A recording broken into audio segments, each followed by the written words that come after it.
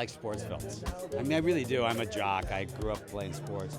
I like sports films, but I also just like the triumph over, and I also like watching how we work best when we're together.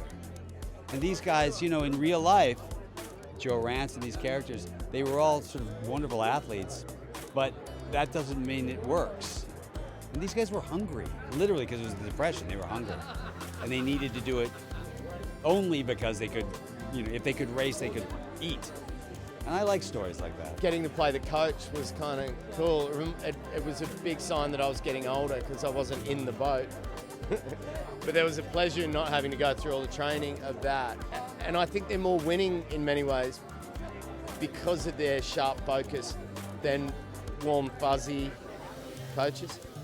And more than anything, I see father figures in them, father-son relationships. Every coach I've ever had has sort of been a quasi-father.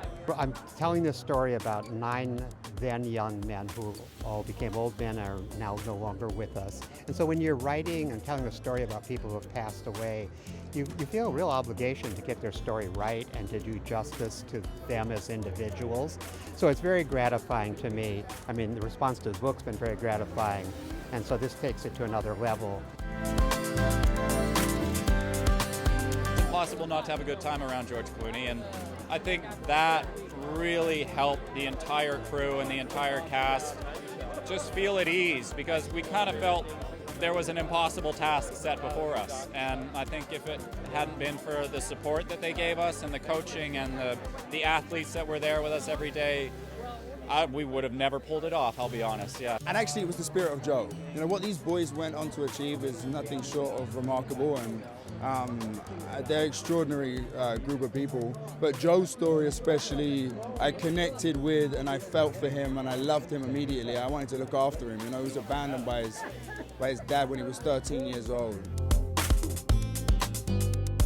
The message that resonated with me the most was that regardless of where you start in life, if you believe in yourself and you work hard, you can raise yourself up and you can persevere if you believe you can. I read the book like 10 years ago and I fell in love with it. And I remember reading it and I ran into my living room, and my wife, who was then my girlfriend, I said, "This is amazing. Like, someone has to make this into a movie." So to be a part of that is really an honor, and I love this story. And I think the thing that resonated with me is really these boys who are just like all odds stacked against them in every way of life, end up going on this amazing journey and succeeding. I was a fan of the book well before I even knew this was going to be a feature. I loved the book. And if you haven't read it, read it. Or if you like listening to it on Audible, the late, great Edward Herman narrates it, and his voice was like an alto sax. Beautiful. I think it's the triumph of the human spirit.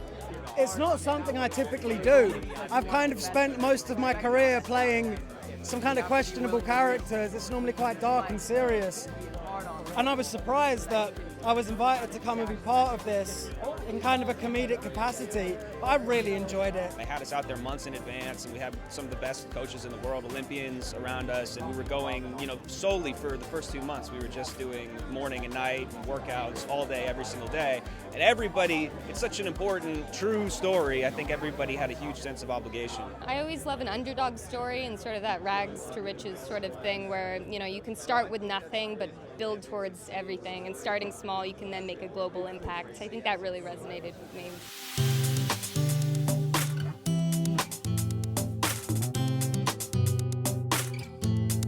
I mean, we stayed very close to the book.